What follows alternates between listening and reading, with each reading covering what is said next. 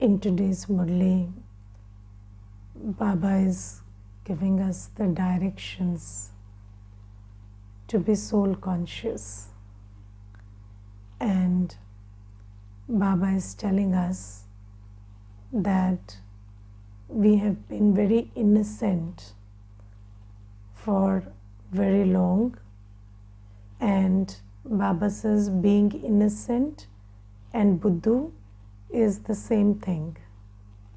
So Baba says that in the world we have been Buddhu for very long. Buddhu is somebody who doesn't have buddhi. So we didn't have any knowledge for very long. And I remember that, when we meet people who supposedly claim that they have been on the spiritual quest or spiritual path for long, because we meet many souls every day, so I will talk from my experience that when somebody comes and says, I have been on the spiritual path or quest for very long, then very soon you figure out that then they have not been on the path, they have just been on the quest. Yes, because there are no answers. So people keep seeking in bhakti. So there are seekers who are seeking the truth, trying to figure out the truth. And then those seekers are very confused because even this small truth that I'm a soul and what am I made of and what are my qualities, even this is not available anywhere. And they keep seeking who am I or who is God, and they keep thinking about what's the nature of the universe. And in that pursuit, there is a lot of, I would say there's a lot of tiredness, and there's a lot of confusion. And I've seen those souls and they're really trying hard but getting nowhere.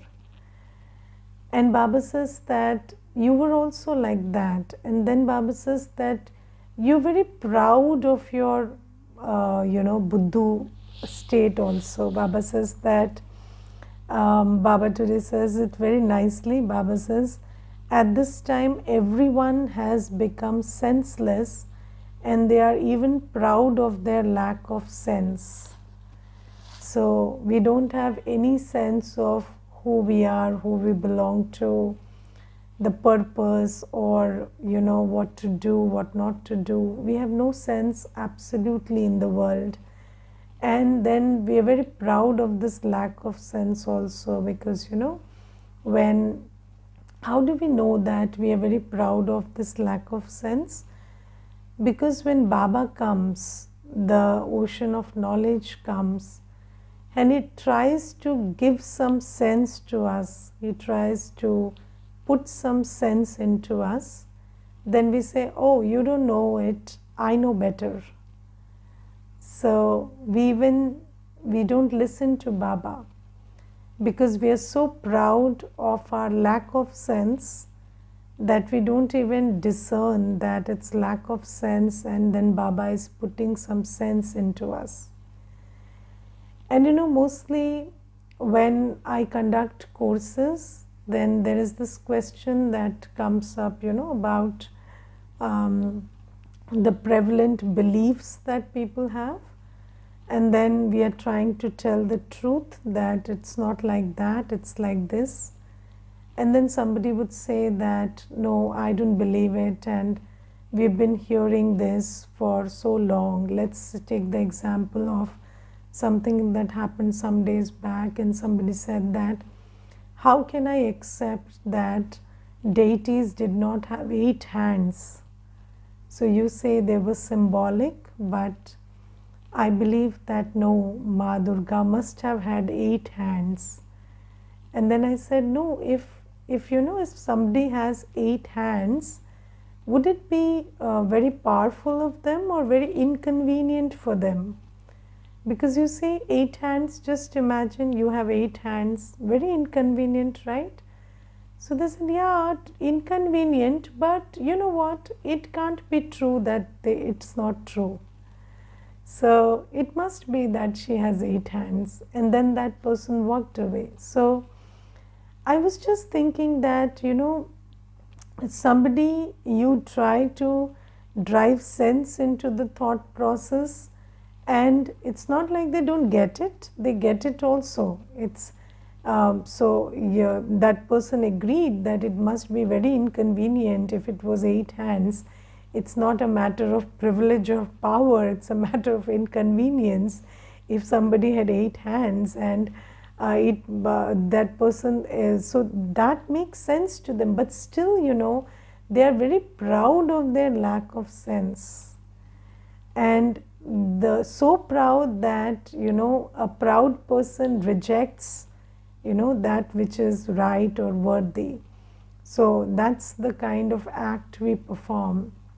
And Baba tells us that I'm here and I am, so all these years we have been seeking. So on the path of bhakti, it's all about seeking the truth. But I was just thinking today, did we ever ask ourselves, what if we found the truth? Then what? Okay, so we just moved with this idea that we will keep seeking and seeking and seeking and never find it. Yes, so, and do you know that there's a very famous thing that Shakespeare said, that there is a lot of joy in pursuit, but not as much joy in attainment. So we are, so in bhakti we were seeking the truth, but we never thought that one day if we find the truth, then what? And Baba says that I think that's the biggest challenge we are facing right now. So we were always seeking the truth, and when we are seeking something, there's a lot of joy, there's a lot of enigma, mystery attached to it. And then when we find it, then all that is lost. Have you seen people who pursue each other and then they get married and then all the mystery is lost, and then they hate the same person they pursued for so long? Or even if they don't hate, so it becomes very ordinary. So that which was very special and very pursuit worthy, it has become very ordinary now. Now you take it for granted. So that's our sanskar.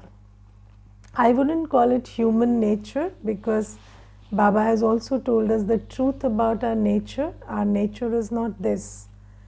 But I think it's our sanskar right now that we pursue very with a lot of interest and zeal and enthusiasm, and then when we find something, we take it for granted.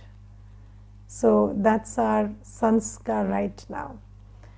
And Baba today tells us that, you pursue me for so long, you search for me, you call out to me, I come. And when I come, then I make you belong to me. I adopt you. I come and, come to you, reach out to you. And then I keep telling you everything. So even without our asking, in 7 days itself, yes, Baba gives us everything. Every truth, every possible thing that there is to know in the world. Baba gives us the knowledge of everything. And in that 7 days, 21 days, whatever, maybe the first 6 months, or if you grasp it very early on, then maybe first 1 month, your mind is like doing a lot of battle, and there's a lot of confusion inside about whether what I knew was the truth or this is the truth. And then there's a lot of adrenaline rush you get out of it by thinking about these things, and it is very interesting, and you keep listening to it over and over again and thinking about it. But then once you realize that, okay, this is the truth, and you have got it, that okay, I'm a soul, this is Baba, this is my father, this is my parent, we come from the soul world, we have had 84 births, and then now it's time to go back and come back. Then what do? You take it for granted. Okay, and then all that mystery and all that happiness of pursuit is lost. And then the happiness of attainment, which we don't know how to have because we don't have a sanskar for that. We don't know how to be happy with attainment. So then we say, okay, now I know all this, now what? So we take it for granted. And then Baba says that this is something that you never knew, that truth is not just to be pursued, but in fact truth is not to be pursued at all, because God is truth, and God comes and tells us the truth. You cannot figure it out on your own. So whatever efforts you made, all that was just a wastage of time. But yes, it was in the drama. So you had to do it, you did it. But when Baba comes and Baba says, I give you everything that there is to know. But now starts the challenge for which you don't have a sanskar, which is practicing to imbibe the truth. So in our whole 63 births of bhakti, we never knew that once we know the truth, we will have to imbibe it. Did you know that? No, we thought that only, we will seek and find the truth. People are only talking about finding the truth. They are never talking about imbibing the truth. Have you ever heard in any satsang in bhakti that once you find the truth, you have to imbibe the truth? No. People only say that, there is truth and I have to find it. And they are meditating, going on yatras, making so many efforts to just find the truth. Now finding has become child's play. Once Baba comes, Baba gives us more than even we can handle. So, I remember when I was new in Gyan, I just had this one question once, I had very few questions. I was pretty Nishchay Buddhi in Gyan, but I had just this one question, and I asked it to one brother, and I asked him, so you see that Baba tells us that we have to make effort, and then this drama is predestined, right? So I told him, I get it that both these things are not contradictory and it is predestined, and then, but we have to make effort. I'm not even confused about that part. But what I want to know is, why doesn't Baba give everything to us in little doses which we can handle? For maybe, if Baba just for 5 years told me that you just make effort, he didn't tell me that it was predestined. And then when I made effort and I was in a certain place spiritually, then maybe if he told me after 5 years that it is predestined, I would be happy, because I would have the power to handle it.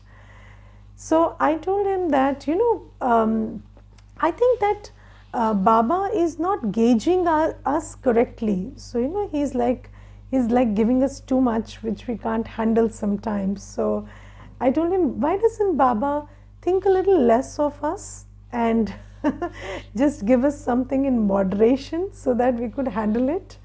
And then he said, you know what? He's God and you are his child, and he can't think less of you.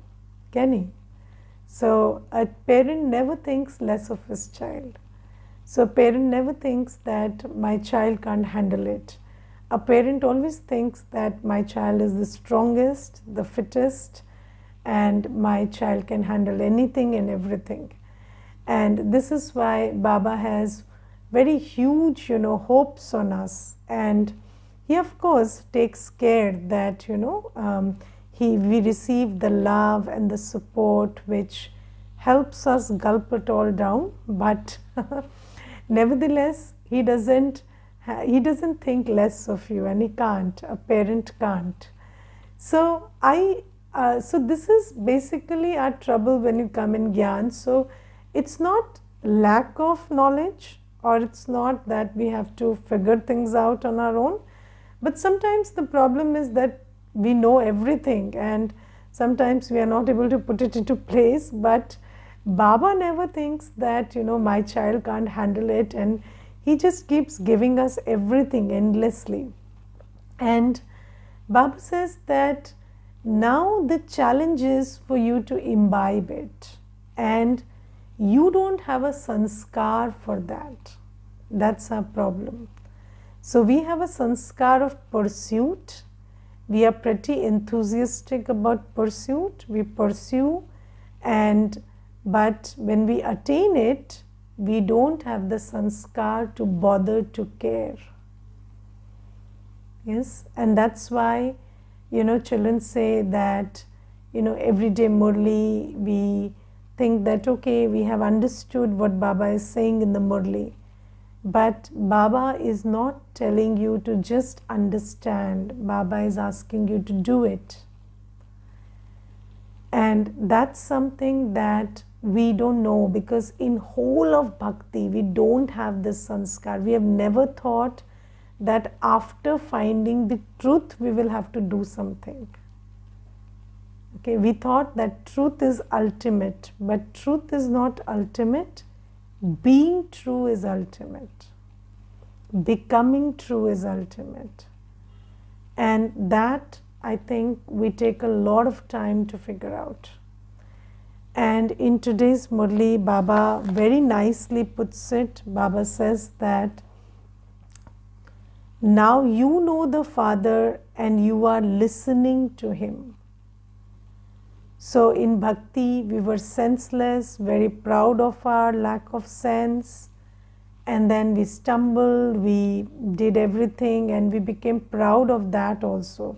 Proud of the searching, proud of the stumbling. But now we have the ocean of knowledge with us. And Baba says, He tells you everything. You are listening to Him, and there is nothing more to seek, nothing more to find. But Baba says, however, you souls have to make effort to become soul conscious. Now we have to make effort to become soul conscious. And do you know that I, the soul, when I am soul conscious, I am in natural remembrance of Baba. And when I am in remembrance of Baba, then I am in yoga with the ocean of peace, ocean of knowledge, ocean of happiness, ocean of bliss, ocean of power. So I have everything. So, Baba will keep filling me with everything that I need. Because this yoga is like this natural cord which channelizes energy. So whenever you have yoga with someone, their energy, their being starts becoming your being. And Baba says, and who you have yoga with depends on consciousness. So when you're soul conscious, you will naturally be in yoga with me. And then in yoga with me, you will keep filling yourself with the treasures I have. But Baba says you have to practice to be soul conscious, because we've been body conscious for so long. 63 births we've been body conscious, that sometimes we don't even understand the aspects of body consciousness that we have. So, the consciousness of gender, the consciousness of disease, the consciousness of health, the consciousness of relationships, the consciousness of work, the consciousness of physical attainments, everything is body consciousness. But do you ever, in this whole day, if we make a lot of effort, only then we are in some moments we are in soul consciousness. But other times body consciousness comes so habitually to us, and anything that is a habit is called a second nature. So it looks like it's very natural for us to be body conscious. Yes, so we are so conscious about, and these days we are so conscious about the mosquitoes flying. And yesterday I gave some example of dengue, and that person who was sitting in front of me, he started rubbing his hands and he was just looking for every mosquito around. And then I said, so I have put you into mosquito consciousness now. Now he was not listening to the class, he was just aware of all the mosquitoes in the room. Now there weren't too many, it might have been one. But he was so aware of where that mosquito is flying and where it is sitting, because he just felt that, I will catch dengue. So Baba says that we are so body conscious, our awareness is, somewhere or the other, all the time it is stuck. Sometimes in the pain of the body, sometimes in the look of the body, sometimes in some parameter of the body. Maybe I have a bad throat, then my awareness is stuck there, or I have a headache, my awareness is there, or maybe it is in some relationship that's not working, it's stuck up in my money, it's stuck up in some desire, it's stuck up in somewhere in the past. And Baba says, no children, you have to make effort to be soul conscious, because without an effort you cannot be soul conscious. And making an effort to be soul conscious and being soul conscious are two different things.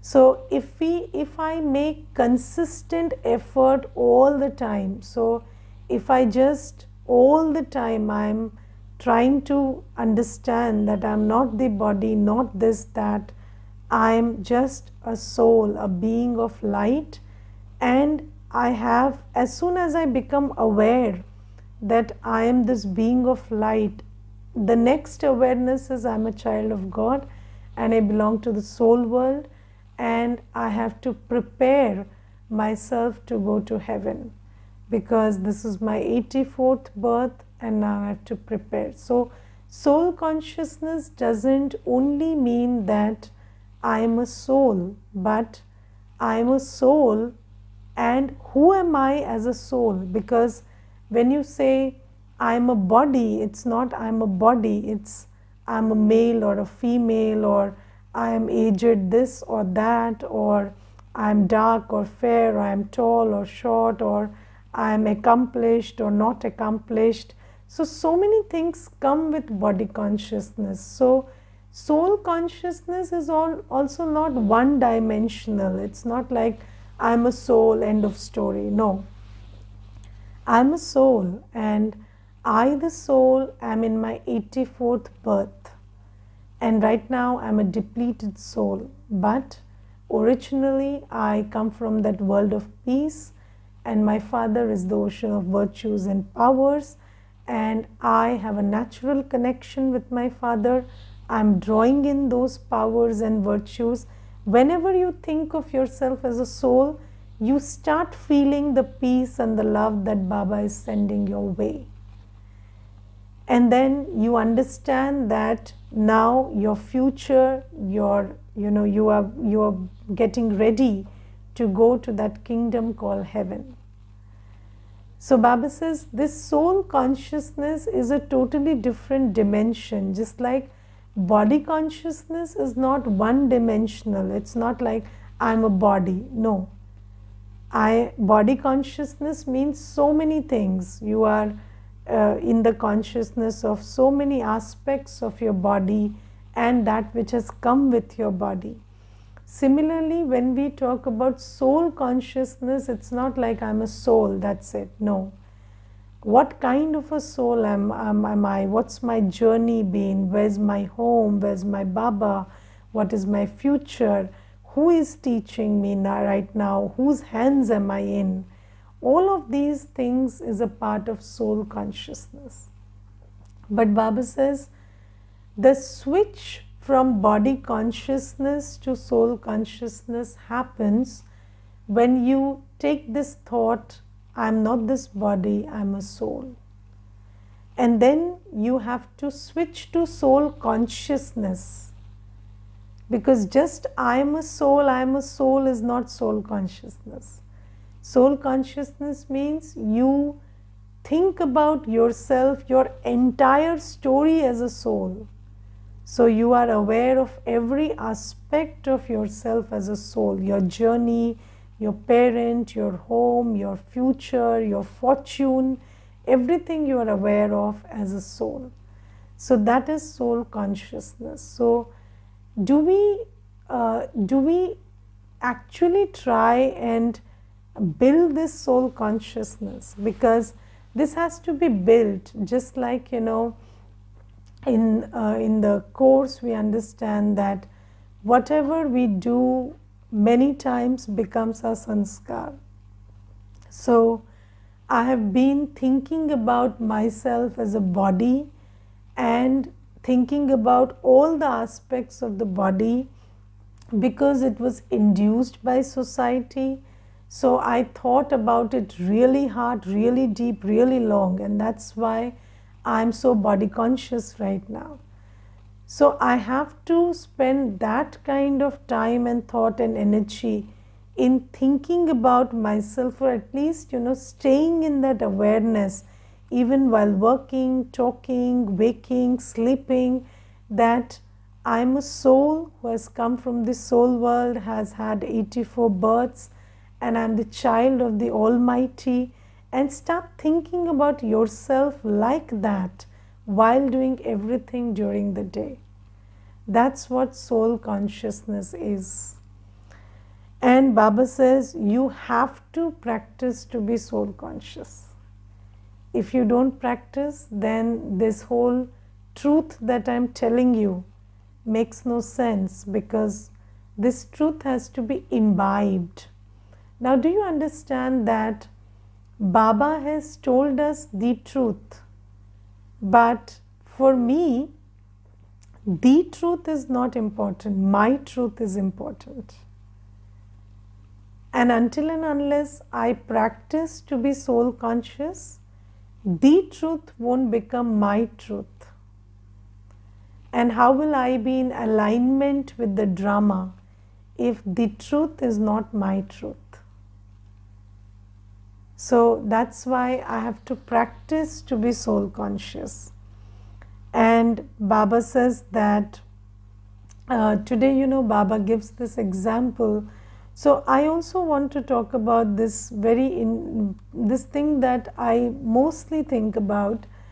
So, you know, this affirmation thing, mostly people think that, you know, if you keep affirming, then things will change. But Baba says, so I will read that out to you. Baba says that there is an example of how someone kept repeating to himself, I am a buffalo, I am a buffalo. And so he began to think that he was a buffalo. But no one becomes something just by saying it. So, you know, if you just keep repeating something in thought or in words, that's not how you become something.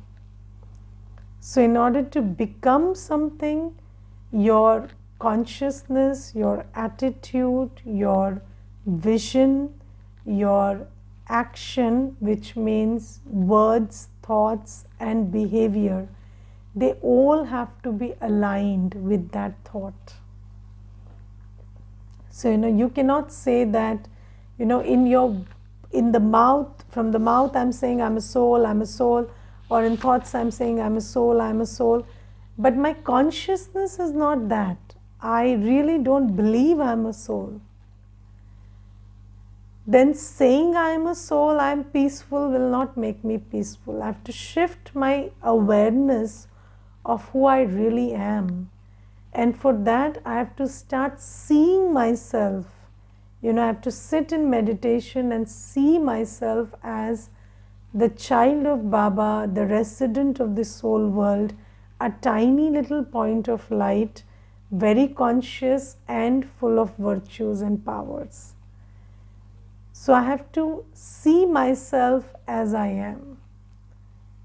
And Baba says that's one part of it. So building that consciousness, then while working, while engaging with people and situations, I also have to bring it into my attitude and vision. So if I am a soul, so I think I am a soul is a thought, but I am a soul is consciousness.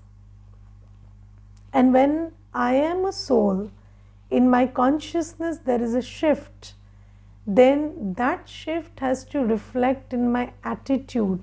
So I have to, think like a soul, not just think I am a soul, but think like a soul, see like a soul, talk like a soul, behave like a soul. And who is a soul? God's child, the master ocean of virtues and powers and knowledge.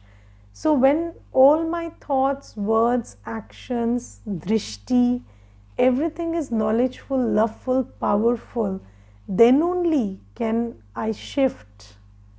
Then only will I become a soul or, come back to that original state where I was completely soul conscious. So Baba says this affirmation thing, which has taken over the world in a big way, that you just keep saying I am this, and you will become this. It's not like that. You don't become something just by affirming it. You become something when you drill it into your consciousness that I am this, and you act accordingly, speak accordingly, think accordingly. That's how you become it. You become what you do.